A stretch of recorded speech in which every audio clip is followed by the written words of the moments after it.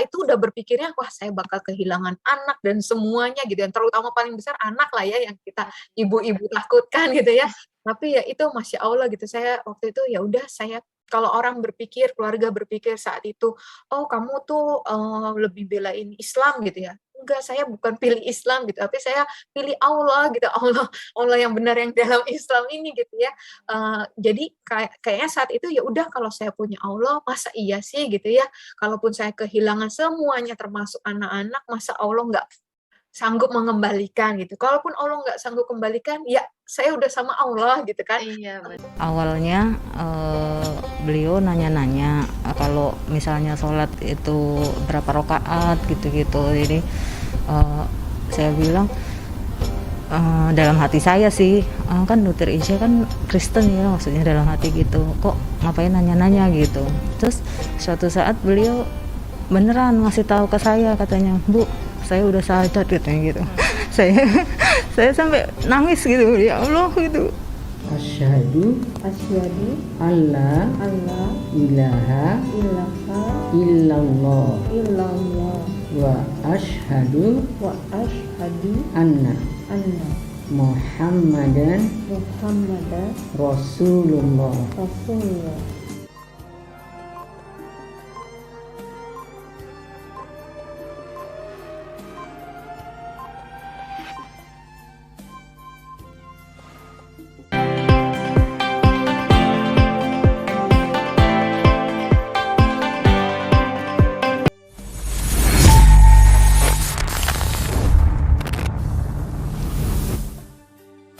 Dokter Kanisa. Waalaikumsalam warahmatullahi wabarakatuh, Mbak Nisa, Pondang Soleha. Nisa manggilnya Ibu Dokter nih ya, Masya Allah. Apa aja? Iya baik, Bu Dokter apa kabarnya Bu? Alhamdulillah sehat, Mbak Nisa. Alhamdulillah. Apa kabar juga? Alhamdulillah sehat, luar biasa, Allahu Akbar, Masya Allah, luar biasa nih Dokter Grani, Dokter Kanisa Grani. Kalau Nisa yang dari Nisa lihat, dokter ini adalah seorang dokter pastinya ya dari yang sudah Nisa notice, Masya Allah. Dan juga beliau adalah seorang mu'alaf ya, yang Alhamdulillah memeluk agama Islam sejak Maret 2020 ya kalau tidak salah dokter ya. Iya, Masya Allah, luar biasa nih. Nisa melihat video-video dokter yang berseliweran di YouTube, Masya Allah, luar biasa. Nisa yang Alhamdulillah barangkali Islam dari lahir ya, Islam keturunan kalau bisa dibilang ya Puan, dokter ya, Masya Allah.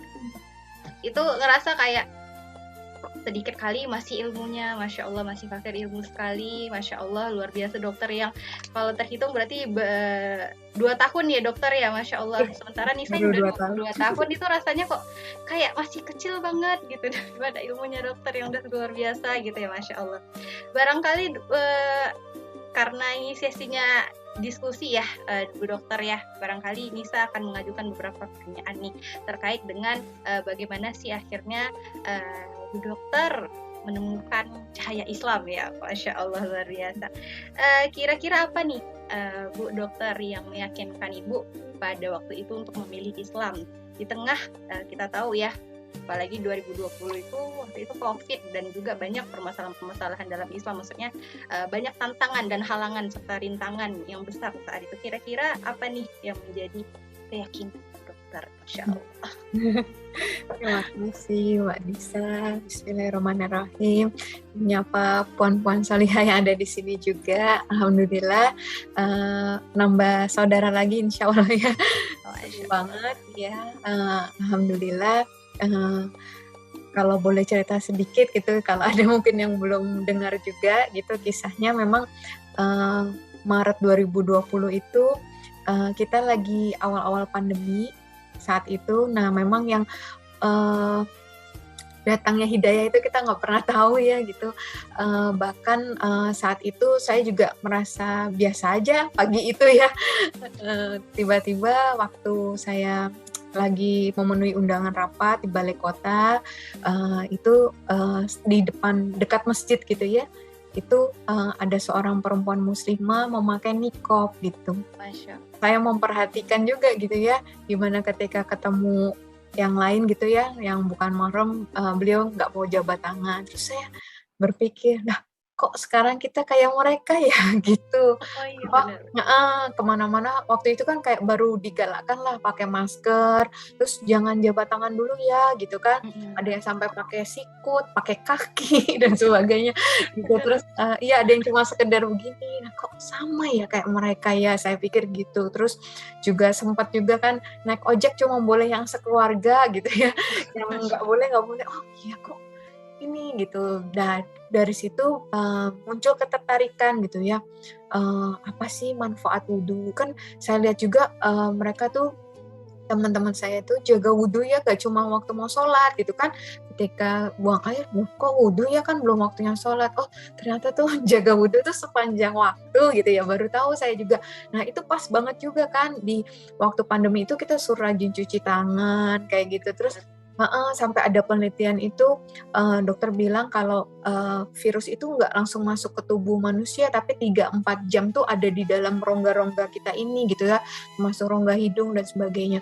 Nah terus saya sampai iseng gitu, hitung-hitung gitu, sholat subuh itu saya taunya jam 4 jam 5 gitu ya. Terus tapi kan ke zuhur jam 12 jauh banget saya pikir. Tapi kok dibilang katanya orang Islam kalau misal menjaga wudhu dan menjaga sholat itu harusnya jadi orang terakhir yang kena COVID gitu ya. Karena tadi ya 3-4 jam dibasuh, 3-4 jam dibasuh. Tapi kan jauh ke 12, saya belum tahu ada duha. Terus baru pas cari-cari tahu, oh ada duha. Ya benar sih, pas juga sih di jam-jam 9, saya pikir gitu ya, jam 8, jam 9 gitu. Oh iya jam 10, terus jam 12 zuhur, terus asar mungkin jam 3-an saya taunya, terus jam 6 pas banget ya 3 jam saya pikir gitu. Tapi maghrib ke isya deket banget sejam, terus isya ke subuhnya kan jauh lagi saya pikir gitu. Ternyata iya ada sholat sunnah sebelum tidur, ada sholat tahajud, ada sholat witir gitu kan. Masya Allah gitu ya. Tapi waktu itu belum Masya Allah. kemudian cari tahu lagi wudhu itu emang dibersihkan apa aja, manfaatnya apa, terus gerakan sholat itu ya mulai dari berdiri aja gitu ya, belum takbir itu dari takbir sampai salam itu ternyata manfaat secara kesehatannya tuh ada gitu ya. Jadi saya belum masuk ke doktrin Islam itu belum sama sekali gitu. Jadi benar-benar dari secara kesehatan aja gitu. Yang saya takjub itu sih, ini kan udah ajaran dari dulu ya. Yang saya cari-cari tahu dari lebih dari 14 abad lalu gitu. Kok bisa masuk di sekarang? Itu yang saya amazed gitu ya. Terus baru dari situ gelisah mulai kayak di persimpangan jalan gitu ya, yang selama ini saya sebenarnya Al-Quran itu ada di rak buku saya dan kitab-kitab lain tuh ada di rak buku di rumah gitu ya, berhubung suami itu hamba Tuhan gitu ya, ada belajar teologi, ada belajar Islamologi dan sebagainya gitu, tapi nggak pernah tergerak untuk membuka gitu ya. Betul gitu. Jadi waktu saat itu ya mempelajari kitab-kitab yang lain juga, kok kayaknya ajarannya sederhana ya, tapi kok orangnya sampai nggak mau bunuh semut ya. Waktu itu saya mempelajari agama yang lain juga selain Islam juga gitu, sampai gitu. Tapi Al-Quran tuh nggak pernah dibuka gitu, karena kayak itu benar-benar pilihan terakhir gitu ya. Kayak bukan pilihan waktu saat itu mikirnya gitu kan. Jadi ya udah nggak pernah disentuh gitu. Benci enggak, tapi juga apatis lah ya, mungkin nggak mau tahu juga gitu. Barangkali karena tulisan Arabnya mungkin dokter. Apalagi Arab ya. Walaupun ada terjemahannya sih kebetulan yang Al-Quran di rumah gitu. Nah, kemudian udah kayak gitu terus akhirnya mulai itu galau. Duh, tapi harus cerita siapa gitu ya. Takut juga, sensitif juga gitu kan. Sampai akhirnya ada seorang teman yang arahkan, coba deh kamu ke MCI gitu, Mualaf Center Indonesia gitu, gitu untuk belajar lebih jauh ya di situ. Terus alhamdulillah beliau memang sempat pesan sih teman saya ini, kalau misalnya ustazahnya jelekin agama kamu sebelumnya, nggak usah dilanjutin ya, katanya gitu. Terus kalau nggak yang diajarin bukan tauhid yang pertama kali juga jangan dilanjutin, karena itu yang perlu kamu tahu dulu, katanya gitu. Saya belum tahu tauhid itu apa gitu ya. Ya udah pokoknya ya oke gitu ya. Nah kemudian alhamdulillah gitu, sesuai yang dipesankan ustazahnya itu nggak nanya ya, bahkan nggak nanya status saya udah punya anak atau belum gitu ya, udah nikah atau belum. Itu beliau langsung nggak menjelekkan agama saya sebelumnya juga, beliau langsung menjelaskan tauhid, kemudian rukun iman, rukun Islam, seperti itu. Dan nggak kerasa itu dari jam 9 pagi sampai jelang azan zuhur, itu beliau jelaskan itu tuh Masya Allah ya, itu kayak apa ya, air mata tuh nggak bisa ditahan gitu, nggak bisa berhenti ngalir gitu, terus kayak di hati ada konfirmasi, ini yang betul gitu. Ini yang saya tahu, Allah yang seperti ini, Allah yang benar yang seperti ini, kitab yang benar yang seperti ini gitu. Jadi waktu satu ya itulah yang saya rasakan gitu ya. Jadi kalau bisa dibilang apakah yang meyakinkan saya waktu itu gitu ya, itu mungkin ya tauhid itu ya kalau bisa dibilang ya. Jadi azan zuhur itu ustazahnya itu berhenti itu ya, berhenti, kemudian beliau tanya, sudah itu yang bisa saya sampaikan saat ini gitu ya. Dokter Karissa mau gimana sekarang, kata gitu. Baik Bunda, saya belajar dulu gitu. Saya manggilnya juga Bunda gitu ya, bukan ustazah atau kemudian oh ya udah boleh, tapi mohon maaf ya, belum dihitung pahalanya, argonya belum jalan. Kenapa Bunda, saya bilang belum gitu. syahadat ya. Iya betul. Nah kamu belum syahadat gitu. Syahadat itu isinya apa Bunda? Percaya Allah itu esa, percaya Muhammad itu utusan Allah, percaya. Saya bilang gitu kan, dari penjelasan Bunda tadi ya 3 jam itu. Kemudian percaya, ya udah itu isinya syahadat. Ya udah saya syahadat. Nggak mikir konsekuensinya setelah itu dan sebagainya gitu, segala macam. Kemudian beliau ambilkan saya kerudung ya, dikasih gamis juga gitu, karena saya datang kan dengan kemeja, dengan rok juga sebetis gitu ya, jadi harus ditutup auratnya. Kemudian udah diambilkan, dibimbing syahadat gitu, Masya Allah gitu.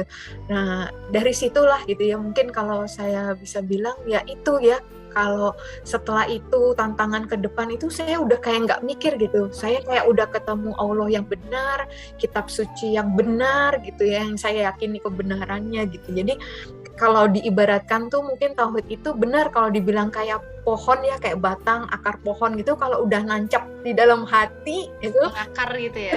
Betul, semakin kuat menancap, semakin kuat mengakar, itu kayaknya ya udah tinggal cabangnya aja yang akan makin rindang, cabang amal ya mungkin ya bertambah dari situ sedikit demi sedikit sih, dari sholat yang nggak tahu caranya gimana, belum tahu, dari pakai YouTube dan sebagainya, tapi mungkin dari situ ya kayak Quran surat Al-Kahfi ayat 110 kan juga bilang ya, barang siapa yang mengharap perjumpaan dengan Rabb-nya itu hendaknya ia mengerjakan amal soleh, janganlah mempersekutukan seorang pun dalam beribadah, mengerjakan amal soleh, dan janganlah mempersekutukan seorang pun dalam beribadah pada Rabb-nya gitu ya. Jadi saya nangkepnya itu kalau kita nggak bertauhid dulu ya amalan itu ya nggak diterima gitu, semua amalan kita gitu ya. Kemudian juga saya pikir dulu tauhid itu sekedar kalimat, mengucapkan kalimat syahadat ya, la ilaha illallah gitu, gitu meyakini Allah tuh sebagai pencipta, pemelihara alam semesta gitu. Tapi ternyata ada tauhid yang lain ya gitu. Itu baru tauhid rububiyah ya dibilang. Kemudian ya kalau nanti ada tauhid uluhiyah, ada asma wa sifat ya.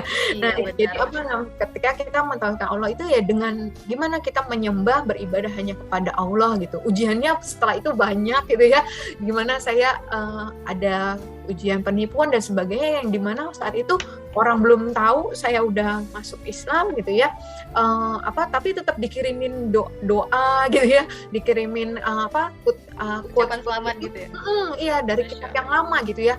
Tapi itu di situ saya kayak tetap nggak saya download, nggak saya baca lagi gitu ya. Saya udah berpegangnya udah pada waktu itu cuma tahu doa Nabi Yunus, ya udah la ilaha illa anta subhanaka inni kuntu minadz zalimin. Itu terus yang saya zikirin gitu ya, yang saya tahu sedikit itu aja yang saya amali.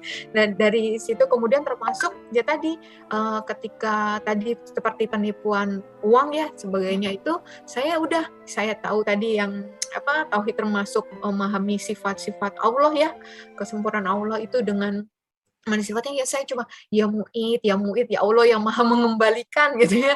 Jadi termasuk saya kehilangan, saya itu udah berpikirnya wah saya bakal kehilangan anak dan semuanya gitu yang terutama paling besar anak lah ya yang kita ibu-ibu takutkan gitu ya. Tapi ya itu Masya Allah gitu, saya waktu itu ya udah saya kalau orang berpikir, keluarga berpikir saat itu, oh kamu tuh lebih belain Islam gitu ya. Enggak, saya bukan pilih Islam gitu, tapi saya pilih Allah gitu. Allah yang benar yang dalam Islam ini gitu ya. Jadi kayaknya saat itu ya udah kalau saya punya Allah masa iya sih gitu ya. Kalaupun saya kehilangan semuanya termasuk anak-anak, masa Allah nggak sanggup mengembalikan gitu. Kalaupun Allah nggak sanggup kembalikan, ya saya udah sama Allah gitu kan. Iya, benar. Udah cukup, lebih dari cukup gitu ya, asal saya sama Allah. Waktu itu cuma mikir itu Mbak Nisa. Masya Allah, luar biasa ya dokter dari Panjang ya. tadi Baru pertanyaan memfaktai, satu nih, Mbak. Masya Allah. Dari tadi memfaktai dengan fakta-fakta seperti terkait dengan waktu sholat, terkait dengan berwudu, Masya Allah, dan akhirnya dokter tergerak untuk mencari tahu, dan akhirnya mendatangi mualaf center, Masya Allah, luar biasa. Itu sepertinya memang sudah jalannya Allah ya untuk Betul, dokter betul, betul. mencari tahu tentang kebenaran Islam ini, Masya Allah. Nah, menurut dokter nih sebagai seorang muslimah yang baru tergerak nih, maksudnya baru 2 tahun kalau bisa dibilang walaupun sudah luar biasa 2 tahun ini sudah padat rasanya gitu ya, Masya Allah. Dari sekian luas ilmu Islam, nah sekira nih selain dari yang sudah dokter sampaikan tadi, ilmu apa aja sih yang harus kita tuntut terlebih dahulu gitu ya, agar kita tuh nggak jenuh dalam terus menggali ilmu-ilmu Islam gitu?